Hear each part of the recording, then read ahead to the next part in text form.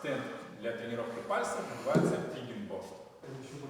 Альберта Тимофеева можно с уверенностью назвать одним из первооткрывателей скалолазания в Якутии. Молодой человек крепкого вида наглядно демонстрирует, какие тренажеры для занятий используют якутские спортсмены.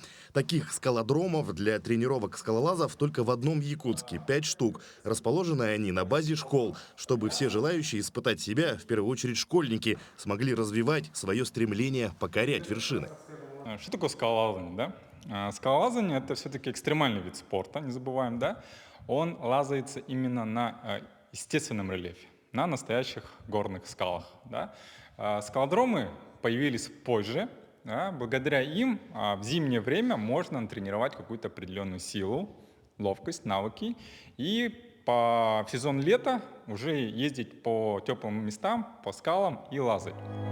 И здесь важно понимать, скалолазание и альпинизм – это все-таки разные виды спорта. Для занятия скалолазанием необходимо покорить именно скалу, отвесную гору с острыми выступами. Во время соревнований – на скорость. Главная же цель альпинизма – это покорение вершины. Например, совсем недавно Евгений Кривошапкин стал первым якутянином, кому покорилась самая высокая точка земного шара – гора Эверест высотой 8848 метров. Ну а Федерация альпинизма Якутии регулярно организует и проводит различные соревнования среди детей и взрослых. Недавно у нас прошла смена спортивного альпинизма как раз в Устнере. Ездили мы на гору Афродита. И как человек, который побывал в горах более больших, высоких Кавказа, да, я могу сказать, что и у нас на территории республики альпинизм может быть довольно интересный, сложный и познавательный.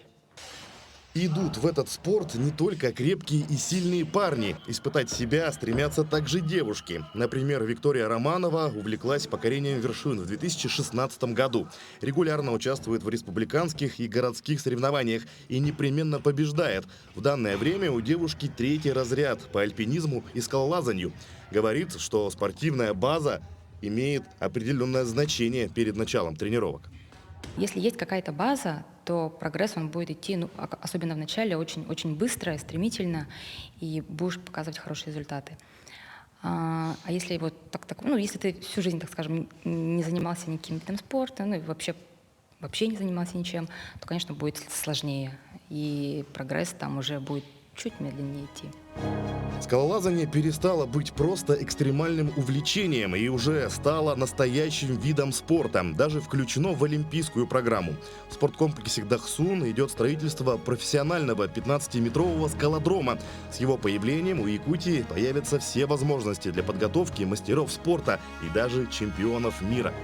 Сергей Михедов, Григорий Охлопков, Якутск.